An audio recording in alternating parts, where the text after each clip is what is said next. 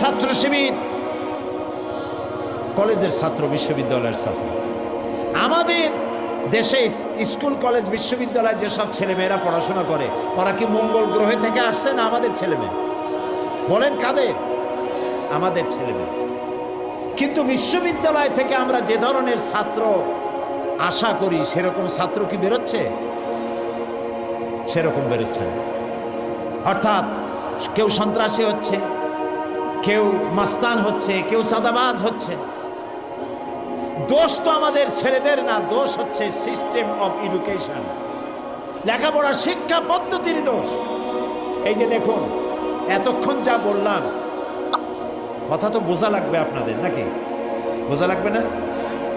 এতক্ষণ যে কথাগুলি বললাম, এই রসুলের জীবনী যদি কলেজ বিশ্ববিদ্যালয়গুলি পড়ানো হতো তাহলে আমাদের ছেলেগুলি ভালো হইতো কিনা বলেন? এই কোরআন শরীফ ক্লাস 1 থেকে শুরু করে মাস্টার ডিগ্রি পর্যন্ত যদি কোরআন শরীফ শেখানো হইতো, বাধ্যতামূলক অর্থ এবং ব্যাখ্যা সহকারে যদি শেখানো হতো, তাহলে ভালো ভালো ছেলেপেলে হইতো না? কি বলেন, হতো না? এই শিবিরের কাছে যাতে আসতে না পারে সেই জন্য বলা হয় হাত কাটা রক কাটা। কার রক কাটছে দেখান।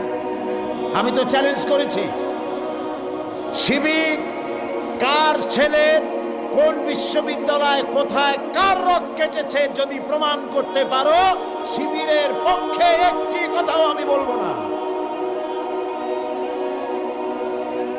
কাজী বাজে কথা বলে কোনো লাভ নাই।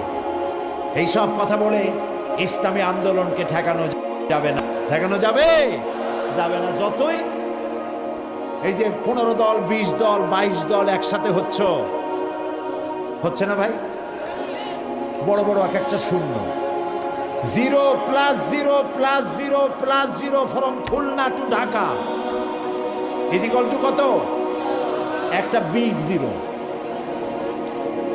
এইসব বামেদের নেতারা, যত নেতা আছে, আমি চ্যালেঞ্জ করলাম, নিজের জন্মভূমিতেও যদি দাঁড়ায় 100% জামানত বাজেয়াপ্ত হবে, একটাও পার্লামেন্টের সদস্য হতে পারবে না।